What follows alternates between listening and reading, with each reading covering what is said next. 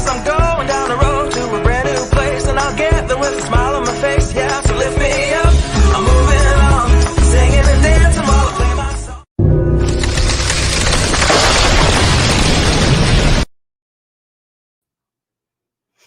There is everybody. Welcome your backup plan tribe to this week's awesome show. You guys are going to be so thrilled. Welcome to our show. If you are new here, Talking Taboo with Tina, brought to you from your backup plan app. We focus on real and raw conversations with our listeners about our guest journey from a life-changing event in their life. What is your backup plan app? You've seen that little kind of quick commercial. What do you think your backup plan app is? Well, it puts your life all in one place in case of any unpredictable circumstance, while taking that painful aftermath out of that tragedy. For example, we could talk about so many things in the last 2 years: COVID, the pandemic. We could talk about tornadoes and hurricanes. We could talk about the Florida condo collapse. We could talk about flooding and snowstorms and ice and I don't know. There is so many things to talk about, of how many things we need to be prepared for. That are we really prepared? So be prepared for the unexpected, because you are not Superman. It will happen to you. Believe me, it will. Something will happen. And it's brought to you from Mike Tyson's famous quote. I always laugh at this, because everyone has a plan until you get punched in the mouth. Isn't that the truth?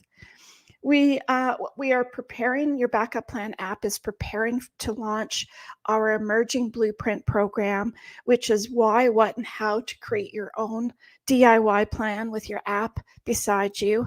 A complete list of a library of videos and worksheets, having those family conversations that we all try to avoid, or we try to talk about them with our family and friends, but it never seems to go anywhere. We don't know what to ask. We don't know how to ask it. So yeah, you have a worksheet. Y'all just have to tick the X boxes. That's as simple as it is. We talk to attorneys and lawyers and accountants all around the world who will give you a better version of what I talk about. And you can listen to an assortment of videos that are going to be updated and changed regularly. I'm just so excited to get this up and running for you guys. It's going to be life-changing for everybody. I am an emergency preparedness coach. My name is Tina Ginn. I'm a best-selling author of In the Blink of an Eye. Yes, because everything happens just like that, in the blink of an eye.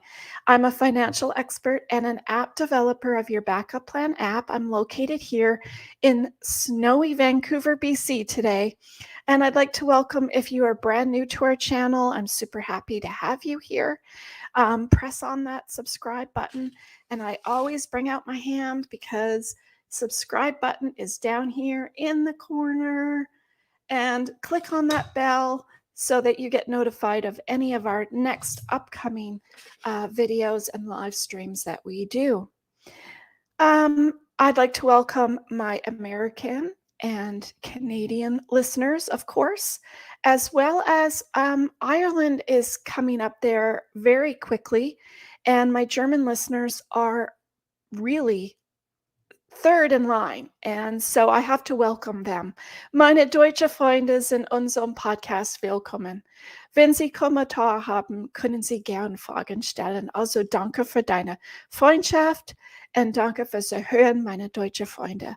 So thank you so very much, everybody, for coming on, listening to our show, and Talking Taboo with Tina. So let's get this party started. If you have found us and you are listening to our show, you found us for a reason. Nothing is ever coincidental, if you can say that word. And I want to welcome our very special guest. Our topic today is really one more thing before I go. Well, isn't that kind of a coincidence, actually? Um, he comes to us from Arizona, and I'd like to bring him on, Michael Herst. And I want to introduce him. There he is. Welcome, welcome, Michael. I'm happy to be here. Awesome. He wonderful Michael here is from Arizona. He's a retired police sergeant. He is a host and producer of One More Thing Before I Go. One more thing before you go. One Thing Before You Go podcast. And he has, of course, he's a beautiful father and husband. And he was wheelchair bound, but I understand he is not now. And that is a journey all in itself. I am so excited to hear about your journey, Michael, and look forward to it. And I'm sure every one of our listeners is also. Where did it all start for you, Mike?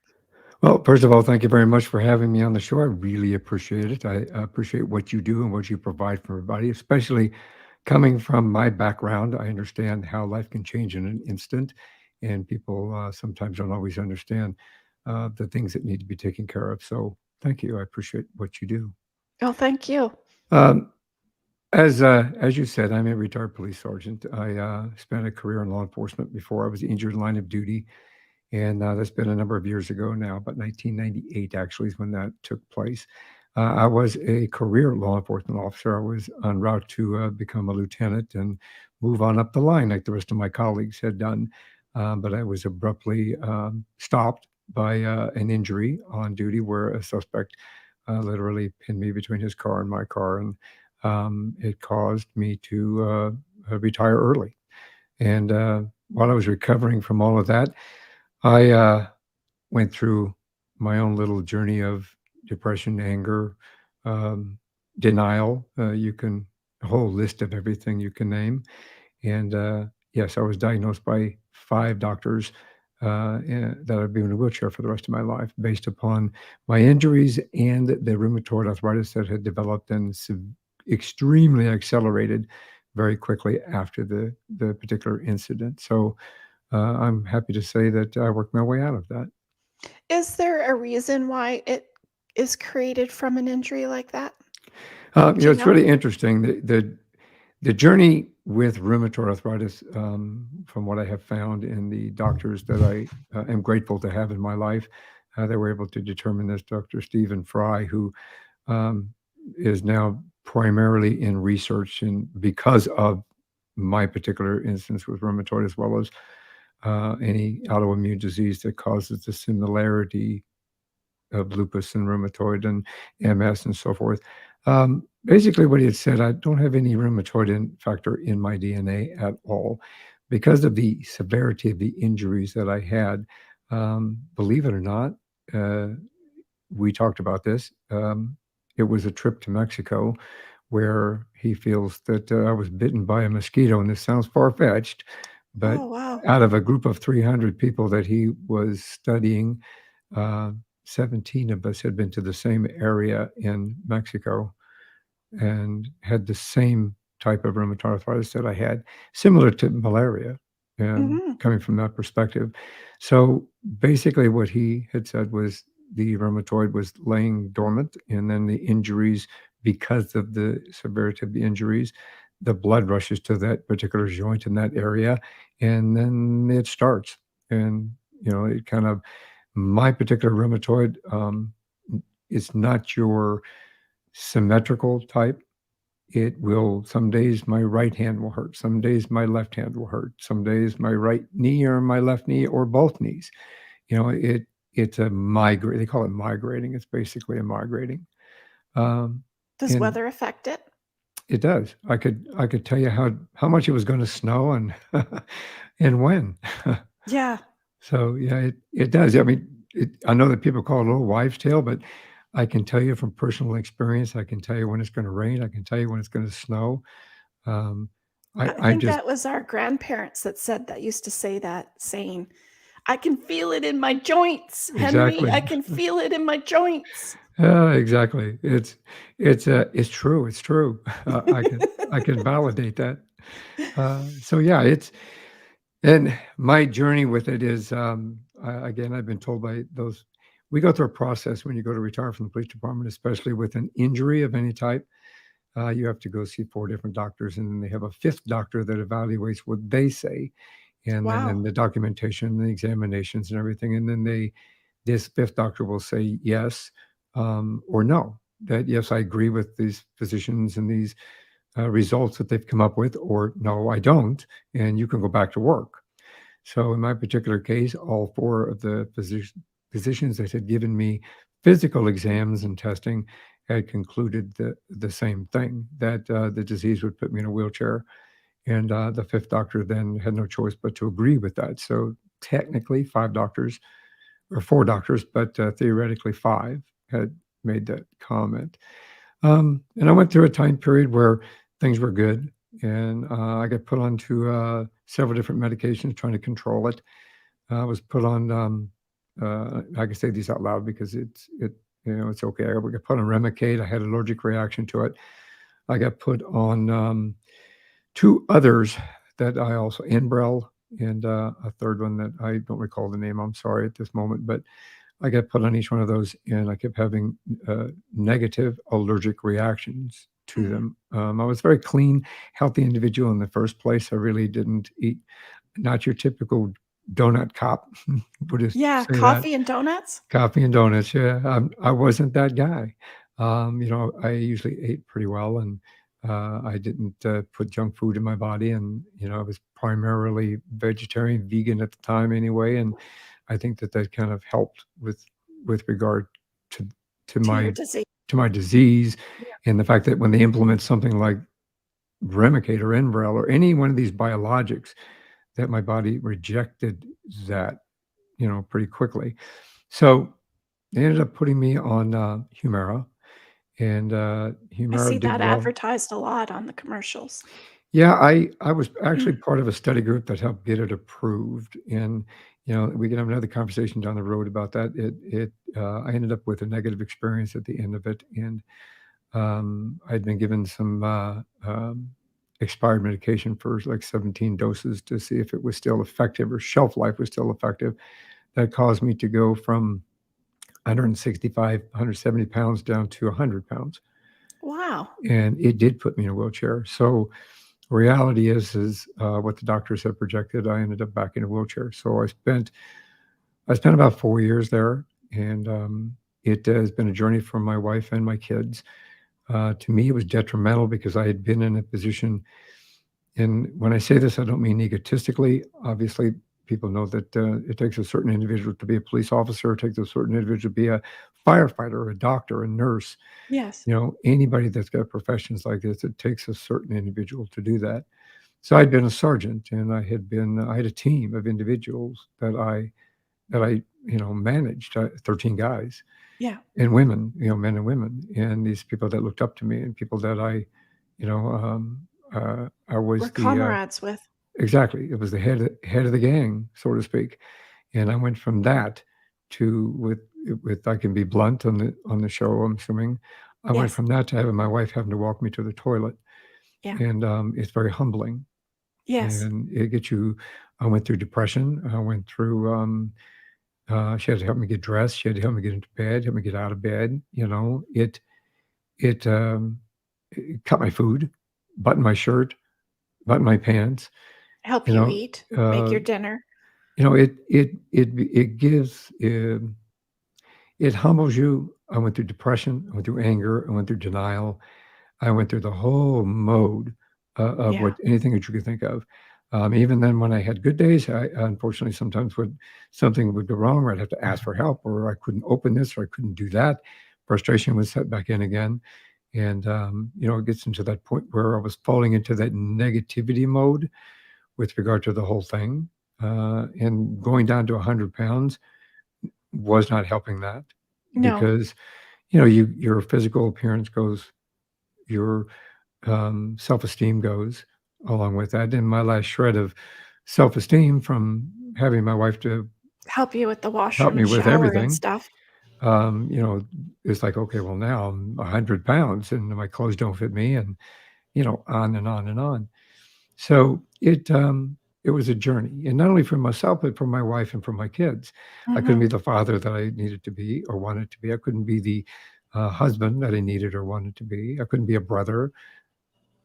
Same circumstances. So, at that point in my life, in about 8 years ago, I guess now, just all going on 8 years ago. Um,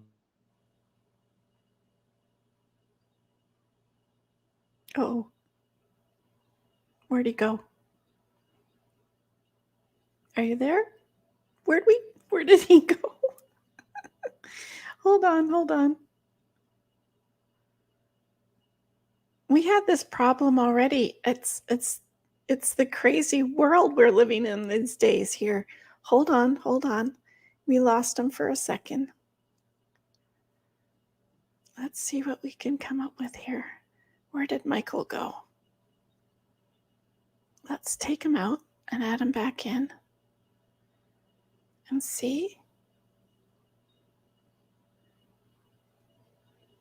Yeah, he disappeared on me. Oh, he's going to come back in. So we're going to talk about this little journey of his. And when he comes back, we had the same problem with the internet from Edmonton the other day as well. I'm so surprised that maybe there's so many people on or something. I don't know.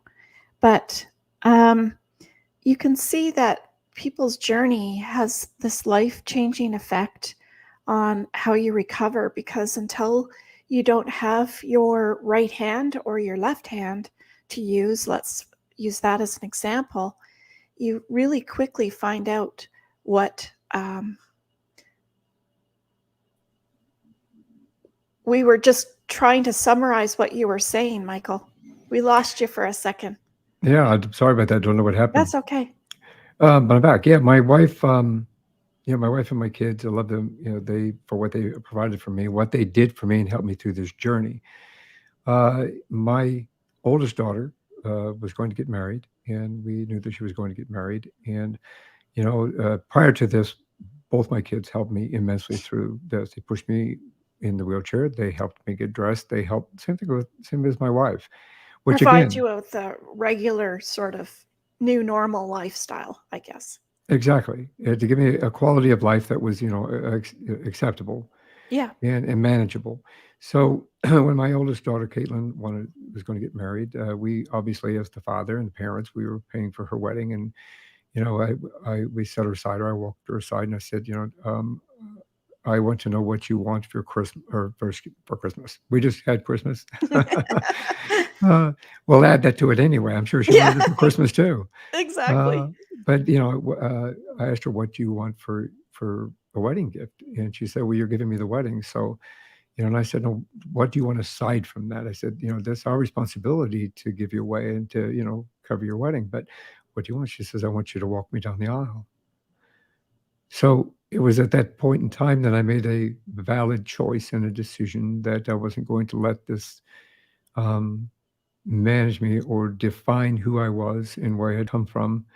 And it allowed me to remember that I had been a police officer and I had been a sergeant. And we have a motto and a mantra that we say is never say die. Mhm. You never give up, and you always strive to be better and take the first step before anybody else, so that you're there for them, whether it be your family, your friends, your colleagues, whoever, that you're there.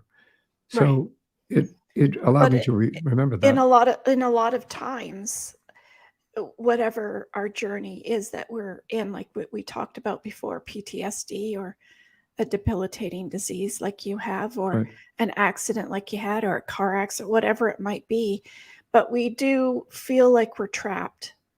Right? We're trapped in this, and we're not sure how we can get out of, because it's not the normal. It's not what our brain knows. And so there's a tarot card that's called the Two of Swords, and it's an X across, and she's blindfolded. And I always think of that, because you really only have to just take the blindfold off. Oh, Take the exactly. blindfold off, look at a different perspective of the situation so you can move on. And that's basically what you did. You took that, okay, I'm going to walk, and you were determined. No, 100%. I mean, it gave me the motivation, inspiration. And again, not taking anything away from my wife or my other daughter, because Mhm. they had been equally, but this was just that one little thing that put me over the edge to Yeah. say, I need to make a valid choice. Am I going to sit in this wheelchair and roll her down the aisle, or am I going to walk her down the aisle with no disrespect to anybody in a wheelchair? Yes. Yes. Am I going to sit here, or am I going to walk her down the aisle?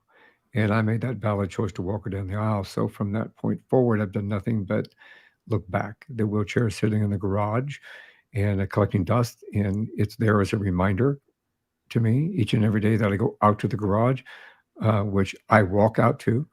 I I can say that that it's just a reminder that I don't want to go back to that. I don't want to go back to that area. So I made a concerted effort. I found the right surgeons and I found the right doctors, because I've been told by other surgeons that, well, we could do this, we could do that. I found a great surgeon in Dr. Robert Berghoff.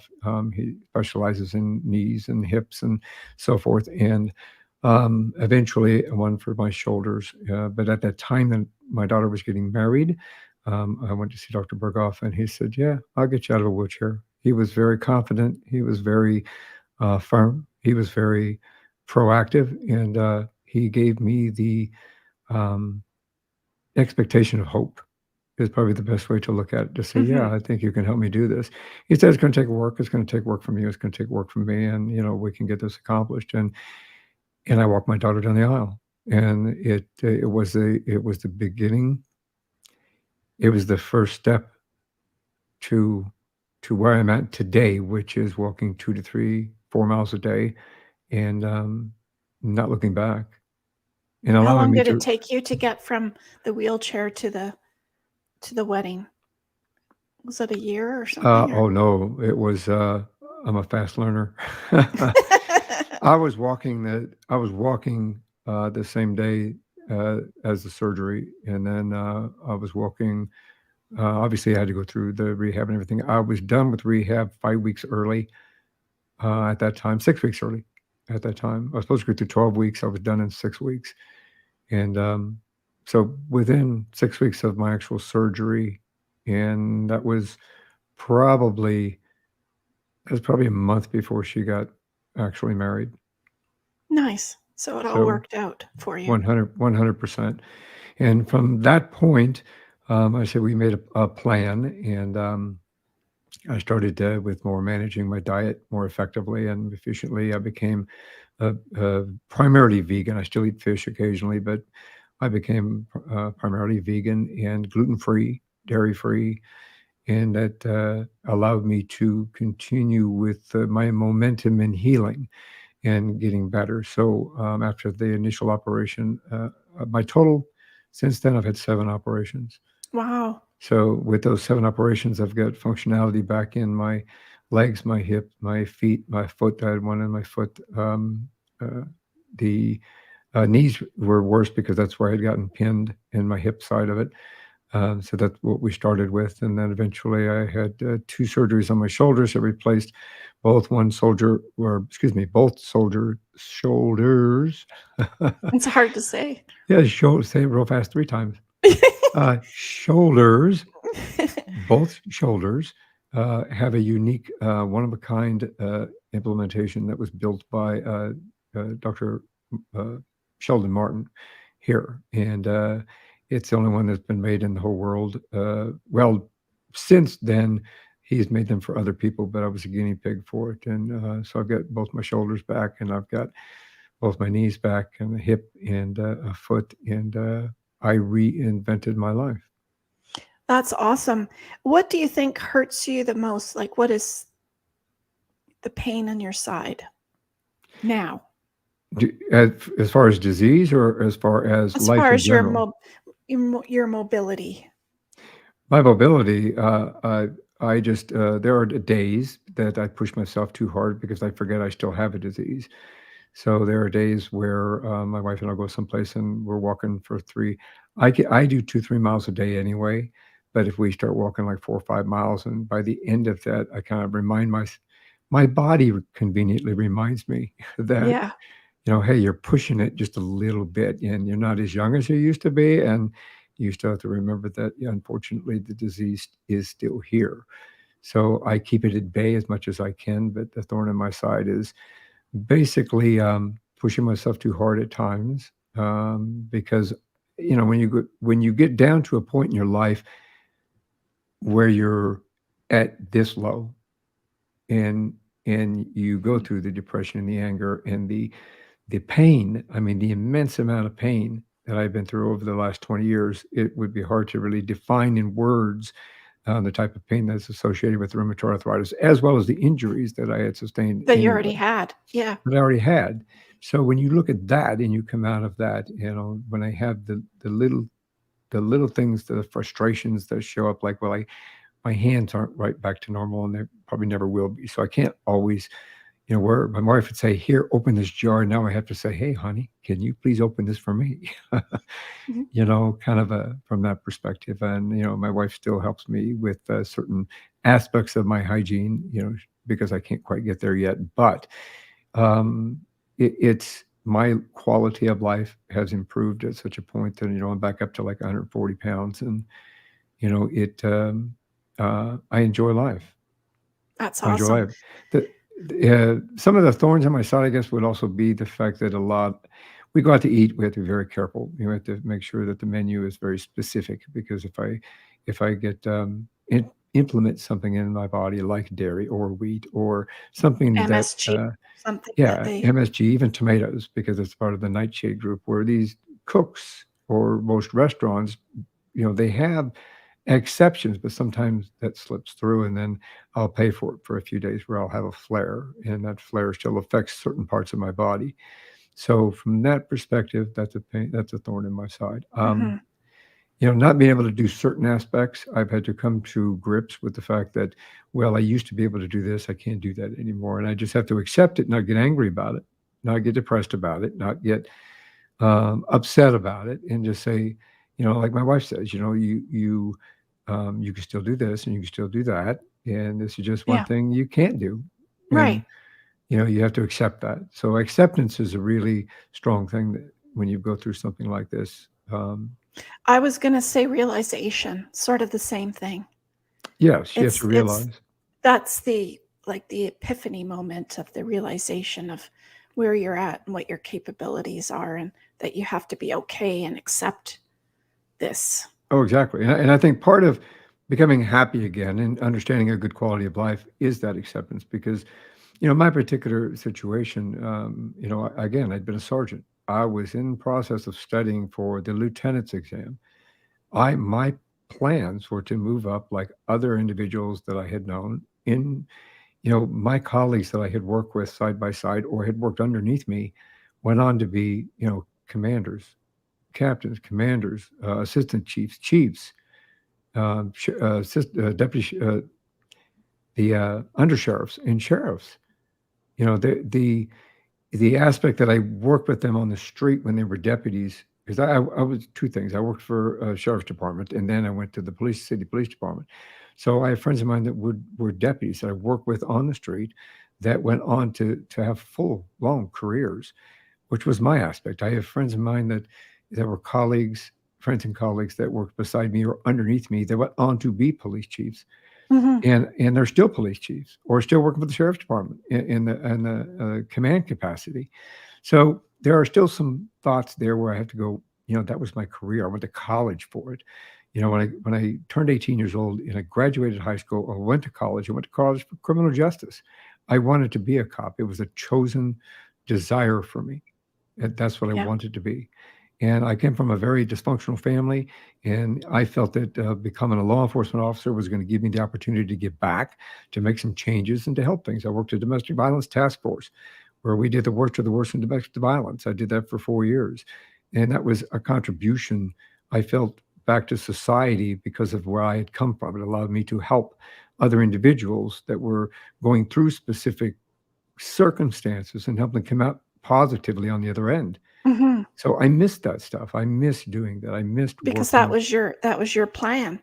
That was my Just passion. like NFL players or NHL or NBA Yes. or whatever professional sport that you get into because you've trained really hard all your life, Yep. and then you get into it and you get injured and you have to come to the realization that you have to retire and you can't Yep.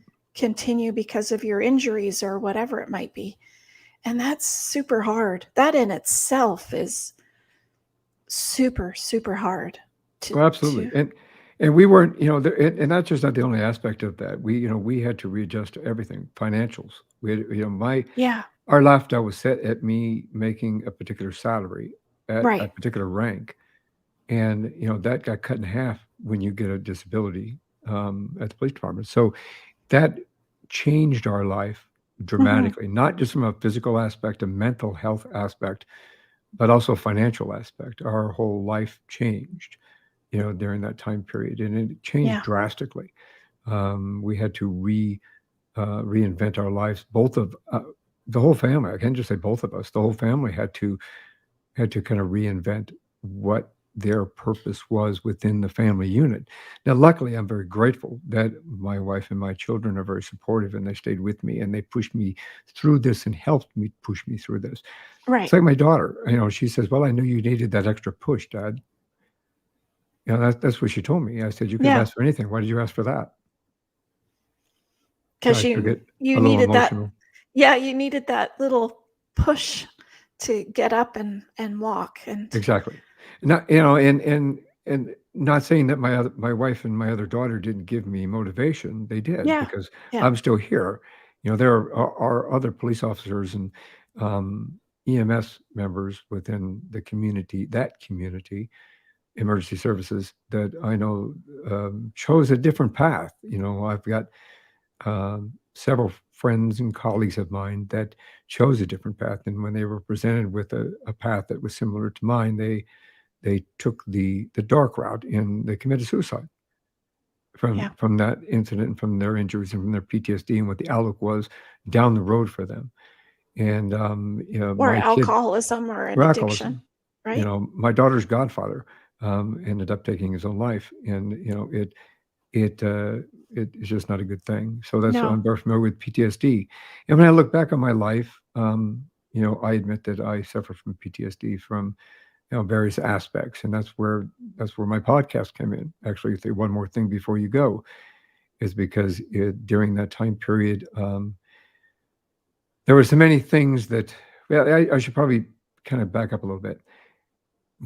Once we had gotten through all my surgeries, and once we had gotten through regaining my health and getting my weight put back on and getting a hopeful projection for what's going to happen within our lives and how we can move forward with a better quality of life. And I say we because it's all of us that are involved. It's not just me, That's because right. it affects them as well. It affects your family members. It affects my sister. It affects my brother. It affects Yeah. my kids and my wife. So we, as a family unit, had to reinvent how life is done, how life Mhm. is moved forward, and how it's done in such a quality of life, that you have to make adaptations, you have to make changes, and you have to have the understanding, the empathy, and the compassion to understand that, hey, yes, we're going through this, or yes, we have to make changes, yes, we have to make adaptations, but we're doing it for this particular reason, and that's where family comes in, that's where friends come in, that's where colleagues come in. And when you reach out and you're not afraid to ask for help, Mhm. that's a very good thing. You need to be able to just ask. And I think most people even in my position, they're just afraid to ask, and they don't want to be a burden to anybody. They don't want to be, you know, um, the detriment of a relationship, or as a married individual, my wife and I's marriage changed. Yeah. My relationship with my kids as a father changed. My relationship as a brother changed. Your relationship with yourself changed. My relationship with myself changed.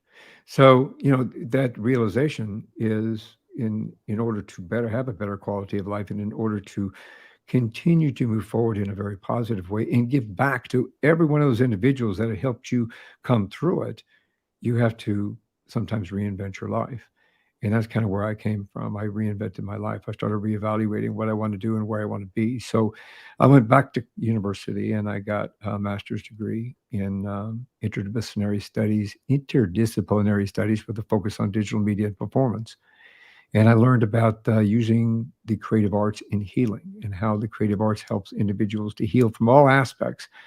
For example, music and how back in World War II, before they understood what PTSD was and called it shell shock, music was soothing the savage beast in these hospitals for these individuals that didn't understand what they were going through and were so traumatized by the shells that were exploding around them that when they played music, everybody calmed down and relaxed, and they realized that music helped them heal. And it does today. Your favorite memory, the first time you kissed the person that you fell in love with, you look back and say, what was playing on the song? You know what it is. Something tragically happens. You know what song was playing.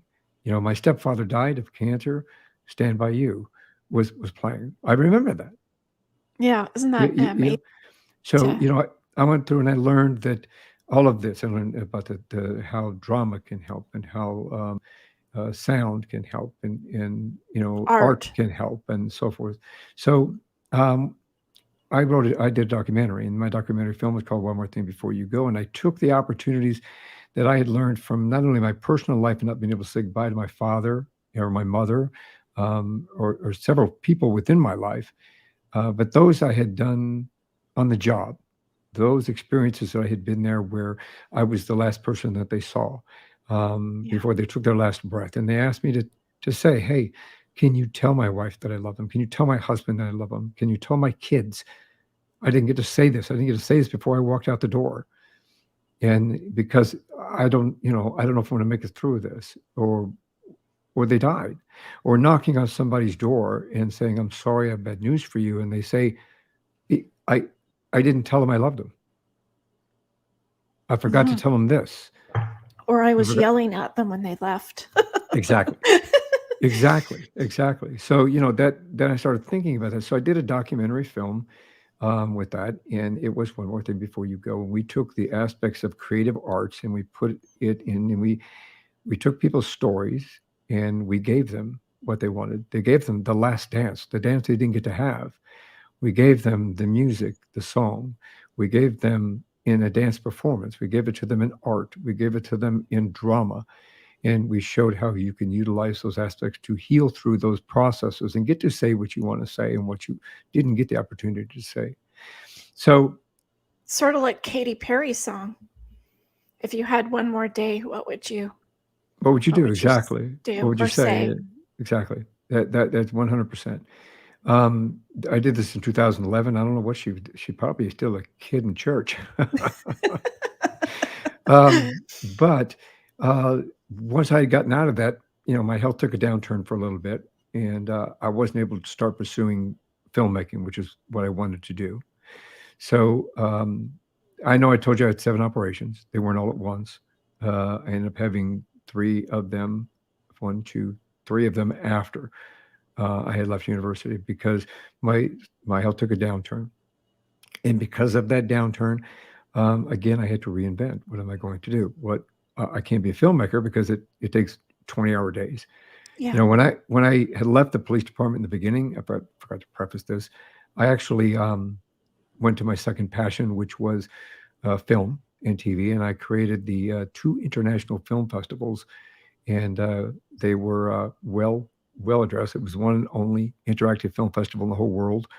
And we had people from all over the world attend to it. And we did it very well. Then I did 5 screenwriting conferences in Las Vegas where we taught people how to write, produce, and sell screenplays to the industry. We had 50 industry people come out every year, and we put them up. We had 4-day sessions where that's what we did. That's all we did.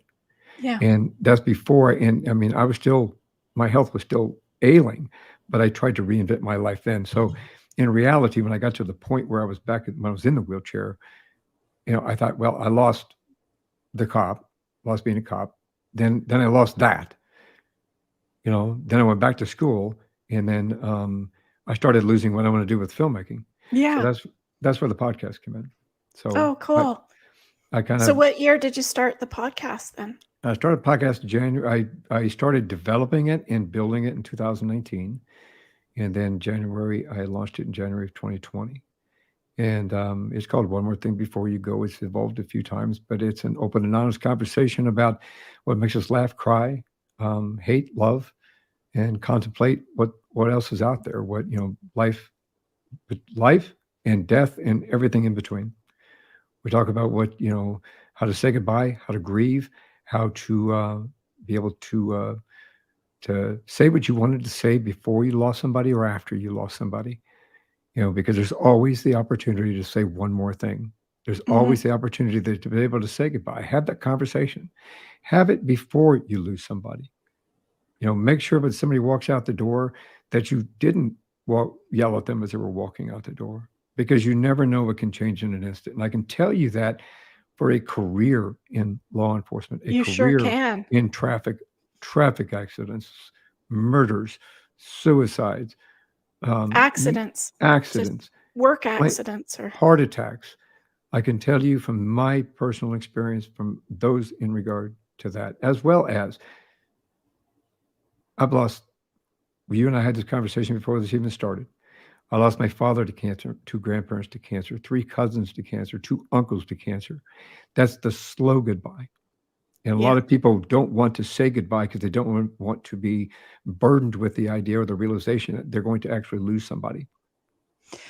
Well, also, I've had clients very similar to that, where they'll say, well, the mother's, dying beside her, and I'd have them phone me and say, how do I get this information, Tina, from my mom? I don't know where her bank accounts are. Right. I don't know where this is. I don't know where that is. And I'll say, it's too late. It's too late. You can't talk about those family conversations when they're already dying, because the person that's dying doesn't want to think that they're dying and that this is the end. Right. They don't want to come to that realization. So you're not going to get it out of them at that point. Well, and that's 100%. I mean, again, you never know. Life can change in an instant. As we just said, you never know what's going to happen. So you should always be prepared. And that's where, obviously, that's what you provide is 100%. Yeah.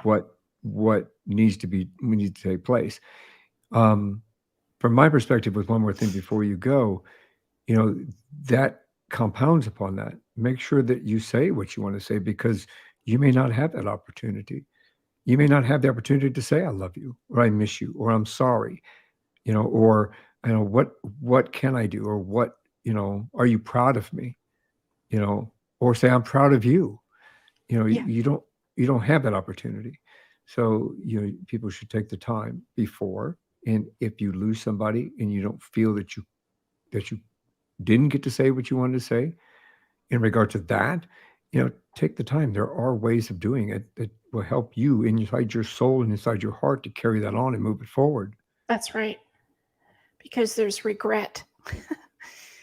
There is. And regret can really turn you on the negative side in such a way that it'll be a detriment, to your body, your soul, your mind. It eats away at you slowly. And, there are regrets that I've had in the past that still, that I still have regrets with. I've said goodbye to my father countless times, but it took me, give away part of my age here. It took me 40 years to find out how to do that. Yeah. And, don't wait that long. Well, you don't know. Exactly. Yeah. Don't wait that long. No. So what kind of guests have you had on your show with talking about? We've had most of my guests are anybody that's triumphed to tragedy to triumph.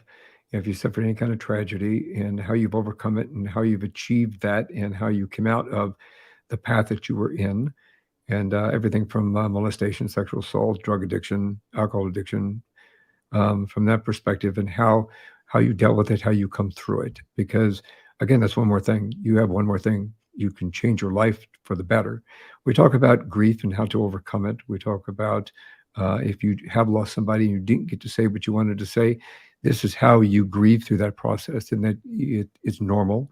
And this is what you can do to help alleviate that and to help move your life forward in a better way.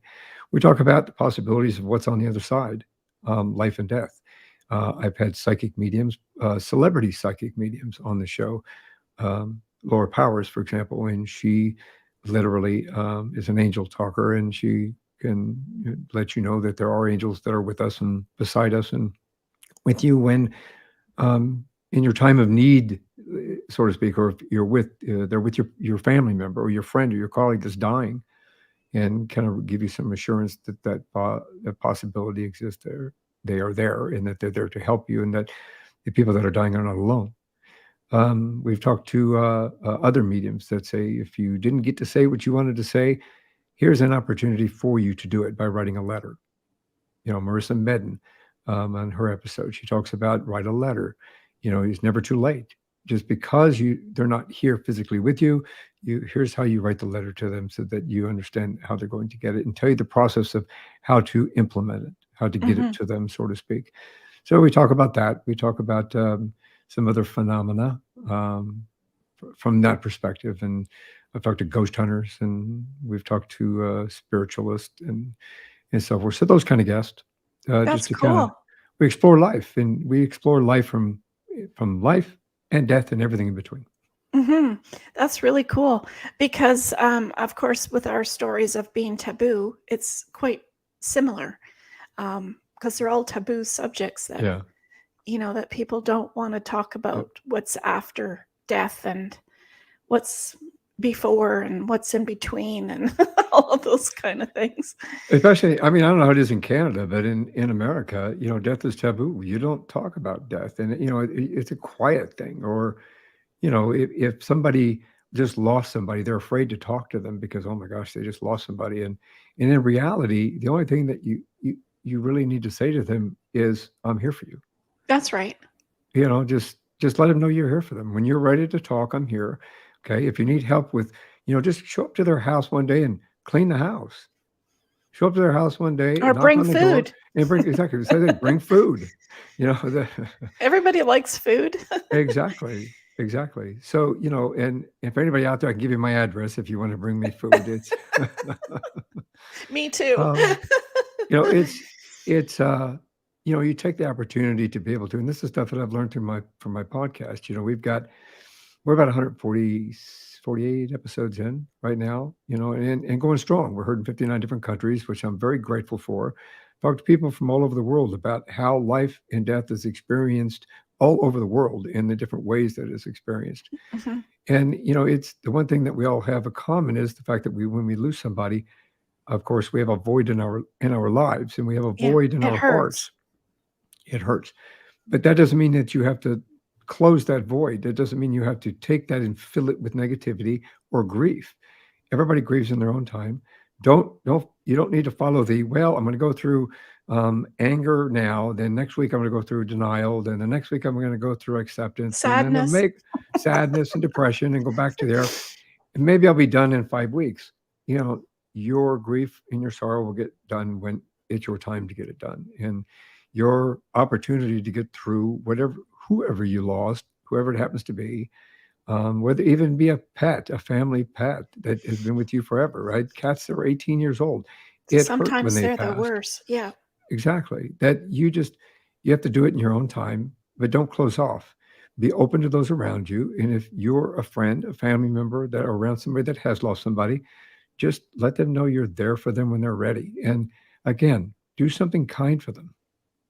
They don't always get their house clean. They don't always get food cooked. They don't always sit down and eat dinner or have a cup of tea or a cup of coffee.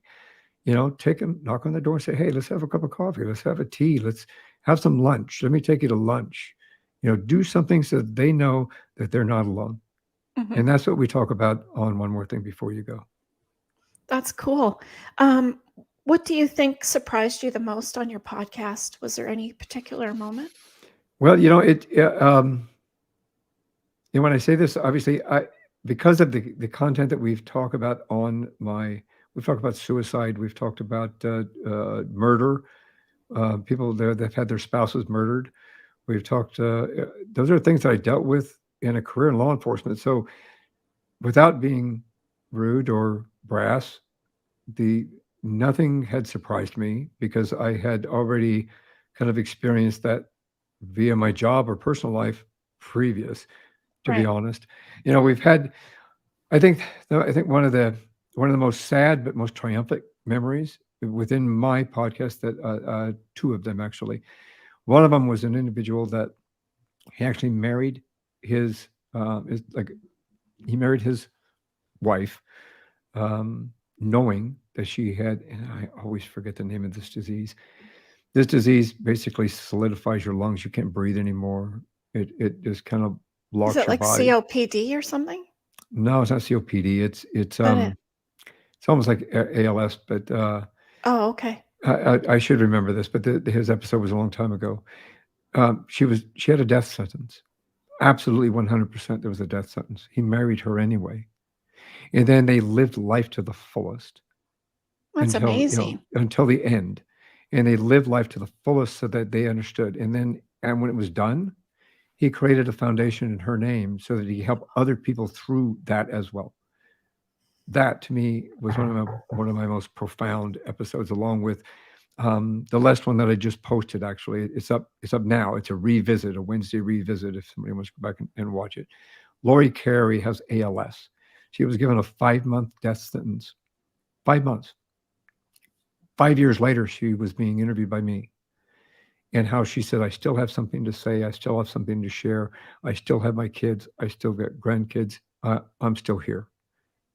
And to me, that is a sign from both of those individuals. That's a sign of perseverance and a sign of hope. And it's a sign of don't give up, and a sign that there's always light at the end of the tunnel. Those people enlightened me. They motivated me, and they inspired me because of what they had done. And both those episodes gave me a sense of well-being in regard to there is hope for humanity and compassion and empathy to shine through in the darkest of moments. Especially now. Exactly. And I think the worst one that I think I've ever had, although she's got a story of triumph, is a young lady who had been molested since she was 5 years old. And it continued till she was 22 or 23 years old. And in between all that, there was alcohol addiction, drug addiction, and self-esteem issues. And Yeah. she came out of that shining enough to create her own foundation in order to help other women and young ladies and young men through the Going same through thing. that. Yes, Oh, 100%. wow. Talk about courage. Courage, 100%. So, that's without saying that I wasn't shocked by any of those because I dealt with them, especially in my domestic violence task force, but those are some of the profound ones that I think that really stick out with me. Well, thank you for Out of sharing everything. those are amazing. I'm sure every one of them has their little story to them, just like on our show. Each one of them has their own little moment, but those are amazing. When like yourself, you're going through, it's a daily job just to have a normal life. People don't realize, like, Right. just when you left us there for a second and came back, I said, you don't realize when you lose your hand, for example, or your leg, or whatever it might be, and you do your daily things that you do, how hard it is to cook, maybe, or to do Exactly. those simple tasks, or wipe Yep. your bum, even, like, or have a shower or a bath, or just it's very humbling and very life-changing. That's for sure. Absolutely, 100%. And what I would leave your listeners with is an individual that has come through that dark end and back out this end, which could have turned much more negative. Like I said, several of my Yeah. colleagues that went the dark route. Life is precious, whether it be yours or anybody else. Whether you think your life means nothing, look around you and you will see that it means something. and that your life and your quality of life is a value to you. You don't have to be rich. You don't have to be poor.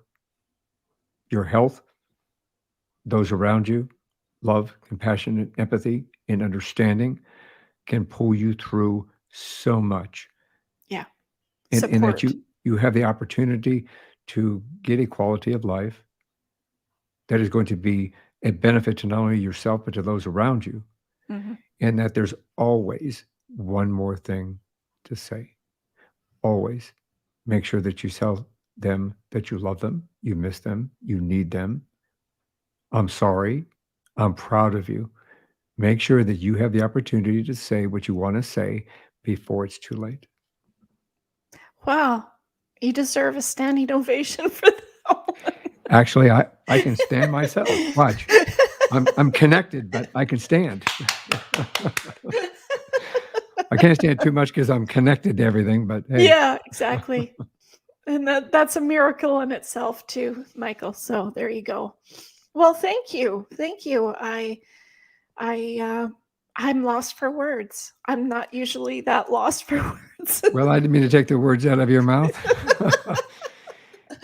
Listen, I really appreciate you taking the time to talk to me, and I appreciate you letting me share my story, because in sharing my story, I hope that would motivate and inspire people to know that there is light at the end of the tunnel. I did spend 4 years in a wheelchair. I was down to 100 pounds. I did not have hope at that particular time, but there's always hope to move forward. So I hope that this gives motivation, hope it inspires other people. If you're going through this, that you do have the opportunity, you should have to make a choice and make that choice to move forward and find a way, from that perspective. Absolutely. And you're just like saying everything that I say at the end. It's coming out of your mouth instead. It's like we have this mental telepathy here happening.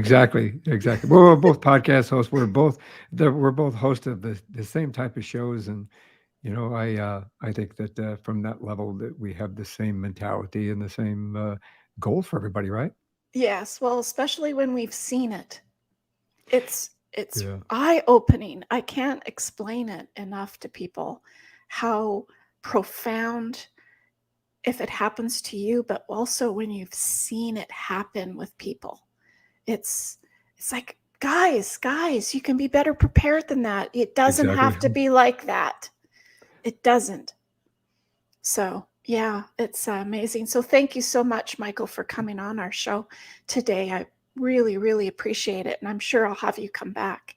It's you have so much to tell us, I'm sure, sharing other people's stories even, as well as how you're doing in your progression. And would love to have you come back. So thank you. Thank you.